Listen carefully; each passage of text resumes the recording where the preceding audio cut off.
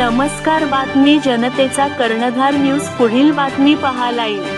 दादा, आजकाल नेते मंडळी आमदारांना घेऊन जातात, नगरसेवकांना घेऊन जातात आणि तुम्ही पुण्यातल्या ग्रामीण भागातील लहान मुलांना थेट अमेरिकेत घेऊन गेलात, तेही नासा व्हिजिटला. हे कसं काय? बेटा, काय झालं, जिल्हा वार्षिक योजना म्हणजे डीपीडीसी असतं, त्या डीपीडीसी मध्ये आपण जिल्ह्यातल्या वेगवेगळ्या विकास कामं त्या ठिकाणी करू शकतो. नासा एक जागतिक पातळीची महत्वाची संस्था आहे.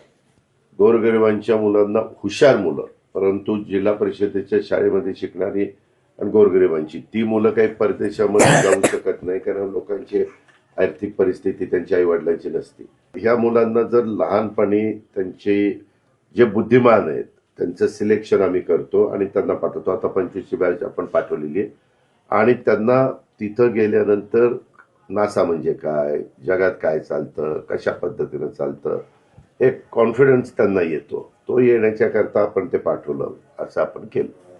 ओके, म्हणजे तुम्हाला फार्मर्सच्या मुलांना सायंटिस्ट बनवायचंय, ॲस्ट्रोनॉट बनवायचंय ना? नुसतं शेतकरी नाही, काही जण शेतकऱ्यांची मुलं असतात, काही जण ज्यांची शेती नाही पण मोलमजुरी करतात, पण त्यांची मुलं हुशार असतात. अशी गोरगरिबांची मुलं की जे कधी पण हे विद्यार्थी दशेमध्ये परदेशात गेले नसतील, अशा मुलांना तिथं पाठवायचं. आणि मग त्यांनी त्यांच्या बुद्धिमत्तेचा आणखीन चांगला वापर केला तर उद्याचे ते जबाबदार नागरिक होऊ शकतात, सायंटिस्ट होऊ शकतात.